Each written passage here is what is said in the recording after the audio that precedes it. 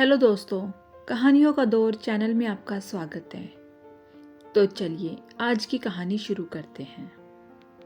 राजेश कई महीनों के बाद अपने घर जा रहा था। स्टेशन पर पहुंचा तो एक सुंदर सी लड़की उसके पास आई और बोली, भाई सुबह से भूखी हूँ, थोड़े से पैसे दे दो। राजेश ने गौर से उसके चेहरे पर नज़र डाली। वह बहुत सुंदर थी। उसे आश्चर्य हुआ कि इतनी सुंदर लड़की भी भीख मांग सकती है। फिर राजेश ने जेब में हाथ डाला। 4 महीनों की पगार उसकी जेब में थी, जिसे उसने एक कपड़े में लपेट रखा था। उसने उसमें से 100 का नोट निकाला और उस लड़की को दे दिया। राजेश के हाथ में इतने सारे पैसे देखकर लड़की के मन में थोड़ा लालच आ गया। बोली, क्या आप मुझे थोड़ा ज़्यादा पैसा दे सकते हो? बहुत परेशानी में हूँ। यहाँ महानगर में कोई भी बिना स्वार्थ के हेल्प नहीं करना चाहता। अगर मेरा यकीन करो तो मैं वादा करती हूँ, मैं आपके सारे पैसे एक दिन लौटा दूंगी।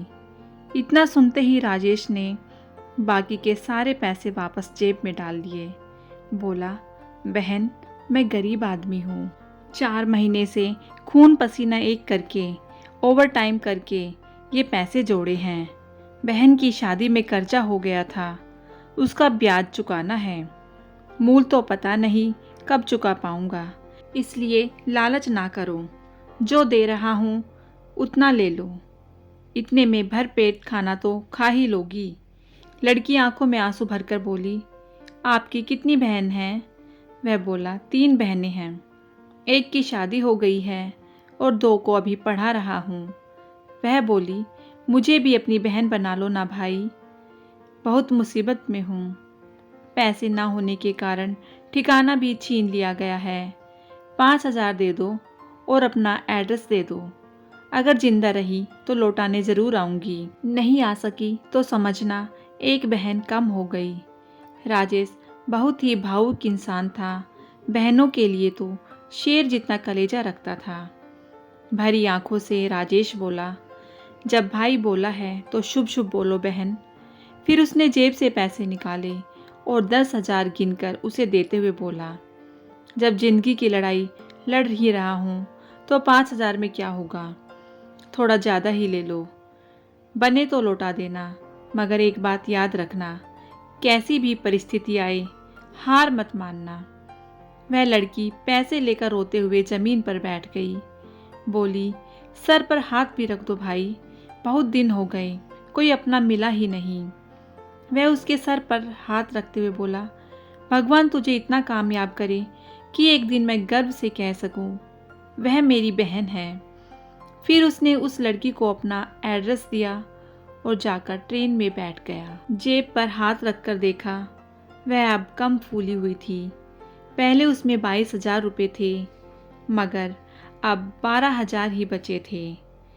ट्रेन की खिड़की से उसे पास में शिव मंदिर दिखाई दिया।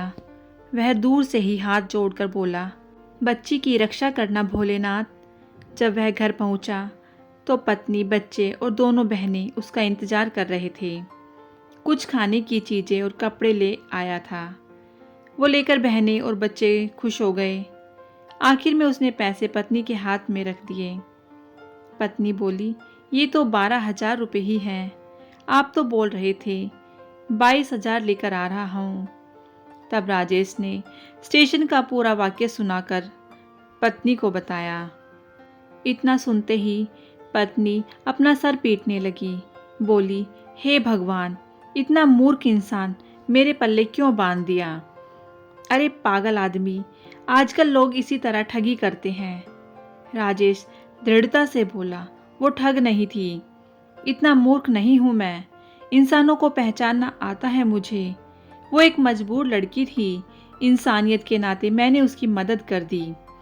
पत्नी हाथों को नचाते हुए बोली, महामूर्ख हो आप।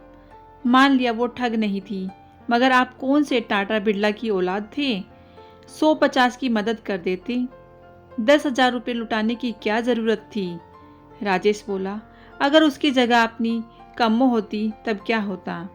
क्या मैं अपनी बहन को यूं ही परेशान छोड़ देता? पत्नी बोली, आपकी बहन एक शरीफ लड़की है, वह शहर में अकेले गुलछर्रे उड़ाने क्यों जाती भला? अरे हम लोगों के लिए 10,000 रुपये बहुत ज़्यादा हैं। 4 महीनों से अपने बीवी बच्चों से दूर रहकर कितनी मुश्किल से कमाए थे। एक अनजान लड़की को खैरात में बांट आए। पत्नी काफ़ी देर तक बड़बड़ाती रही। अब राजेश के पास कोई जवाब नहीं था, इसलिए वो चुपचाप सुनता रहा। फिर धीरे धीरे वक्त गुजरने लगा। राजेश दोबारा मुंबई नहीं गया, वह गांव में रहकर ही दिहाड़ी मजदूरी करने लगा। दोनों बहनें भी धीरे धीरे बड़ी हो रही थी। खुद के बच्चे भी स्कूल जाने लगे थे। आमदनी कम थी और खर्चों का तो पहाड़ था। बहन की शादी में लिया कर्ज आज भी ज्यों का त्यों ही खड़ा था। वह सिर्फ उसका ब्याज भर पा रहा था। उस लड़की को पैसे दिए हुए 7 साल गुजर चुके थे, लेकिन उसकी पत्नी इस बात को अभी तक नहीं भूली थी। जब भी दोनों की लड़ाई होती थी, वह उसे इस बात पर ताना जरूर मारती। शाम का समय था। राजेश मजदूरी करके घर लौटा ही था। उसके दोनों बच्चे और दोनों बहनें बाहर खुले आंगन में बैठकर स्कूल का होमवर्क कर रहे थे। पत्नी बकरियों को चारा डाल रही थी। इतने में एक चमचमाती महंगी कार राजेश के घर के सामने आकर रुकी।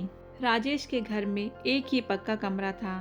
3 कच्चे छप्पर के कमरे थे। वह पक्के कमरे के आगे खुले में बने चूल्हे पर चाय बना रहा था। राजेश ने देखा उस गाड़ी का ड्राइवर बच्चों से कुछ पूछ रहा था। बच्चों ने हाँ में सर हिलाया तो ड्राइवर ने गाड़ी को घर के अंदर प्रवेश करा दिया। गाड़ी को अंदर आते देखकर राजेश जल्दी से खड़ा हो गया। गाड़ी घर के बीचों बीच आकर आंगन में रुकी। पहले उसमें से ड्राइवर उतरा, फिर एक मजबूत सा आदमी उतरा। उसके बाद पीछे से उसमें से एक सुंदर सी लड़की उतरी। लड़की को देखकर कम्मो बोल पड़ी, अरे ये तो सीरियल की हीरोइन काजल है। कम्मो कॉलेज में पढ़ती थी। घर में तो टीवी नहीं था, मगर वह सहेली के घर कभी कभार टेलीविज़न देख लेती थी। टेलीविज़न की नायिका को अपने घर में देखकर कम्मो तो जैसे कांट बन गई थी। उसे विश्वास नहीं हो रहा था। गाड़ी से उतरकर वह सुंदर सी लड़की राजेश की तरफ बढ़ी। राजेश उसे देखते ही झट से पहचान गया कि ये वही लड़की है जिसकी स्टेशन पर उसने मदद की थी। वह भी मुस्कुराता हुआ उसकी तरफ बढ़ा। बच्चे और राजेश की पत्नी अपनी जगह पर खड़े आश्चर्य से ये सब देख रहे थे। काजल ने नज़दीक पहुंचकर पहले तो राजेश के पैर छुए, फिर भैया कहते हुए उसके गले लग गई। राजेश दिन भर मजदूरी करके आया था। शरीर में पसीने की बदबू आ रही थी। वह बोला, बहन काम से लौटा हूँ, अभी नहाया नहीं है। काजल बोली, भाई का पसीना बहन के लिए किसी खुशबू से कम नहीं होता। इतना सुनकर वह भी खुश होकर बहन के गले लग गया। राजेश की पत्नी अभी तक चुपचाप सी होकर दूर खड़ी सब देख रही थी, मगर जब काजल ने भाई बोला तो उसे कुछ माजरा समझ में आया। उसने 2 खटिया बाहर खुले आंगन में डाल दी। राजेश गौर से उसका चेहरा देखने लगा। काजल मुस्कुराकर बोली, टेलीविज़न पर नाटकों में काम मिल गया था भैया, आपका आशीर्वाद काम कर गया। कम्मो नज़दीक आ गई, बोली, आप काजल हो ना दीदी?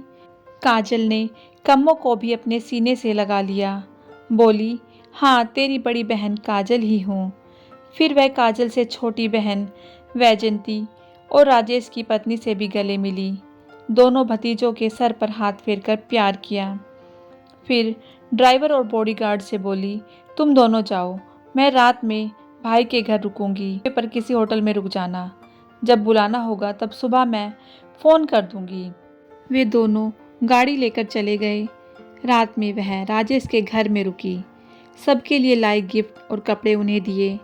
उसने सबको ये बताया कि वह दुनिया में अकेली है। बचपन में माँ गुजर गई थी, फिर पिता ने दूसरी शादी कर ली। सौतेले भाई बहनों और सौतेली माँ से उसकी नहीं बनी।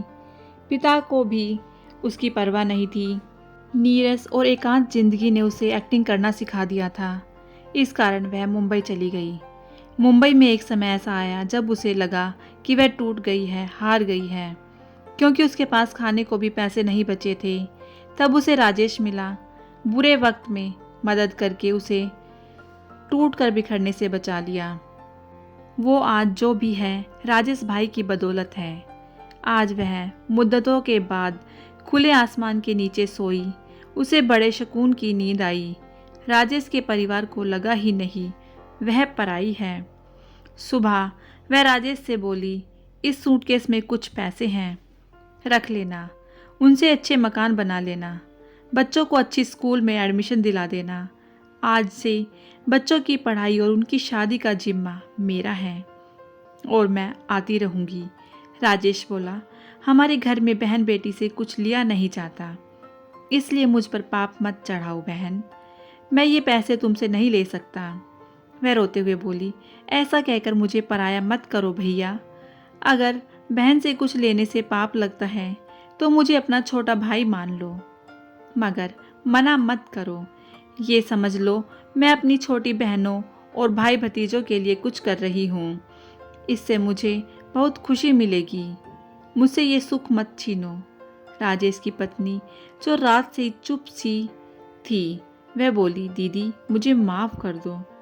मैंने आपके बारे में बहुत बुरा सोचा था कि आप हम गरीब के 10,000 रुपये खा गई। काजल बोली, इसमें आपकी कोई गलती नहीं है भाभी। मैं समझती हूँ आप लोगों के लिए उस वक्त वे पैसे बहुत महत्व रखते थे। ये तो राजेश भाई की दरिया दिली थी जो एक अनजान लड़की को अपनी महीनों की कमाई पगार थमा दी। ऐसे लोग दुनिया में बहुत कम हैं। आपका पति करोड़ों में एक है। मेरे लिए वे पैसे किसी संजीवनी से कम नहीं थे। उन्हीं की बदौलत मेरी जिंदगी बदल गई। आज मुझ पर और मेरी सफलता पर भी आप लोगों का पूरा हक है, इसलिए दिल पर किसी तरह का बोझ मत लेना। पैसे लेना राजेश को अच्छा नहीं लग रहा था, इसलिए वह दूर जाकर बैठ गया। काजल उसके पास पहुंची और बोली, तो क्या आपने मुझे अपना मानने से इनकार कर दिया है भैया?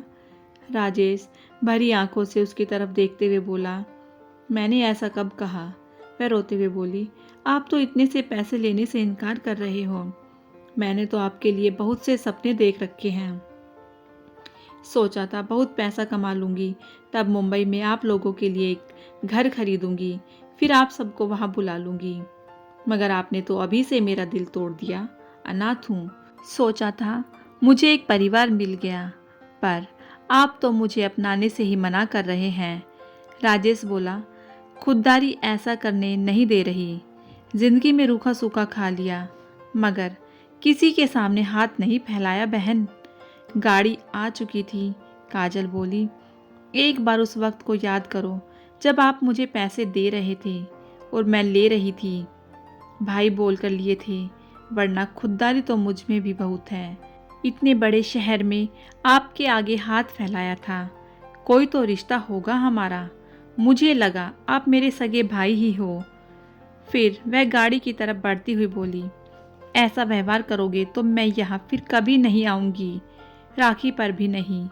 राजेश खड़ा होते हुए बोला, ले रहा हूँ, यूँ रूठ कर मत जा।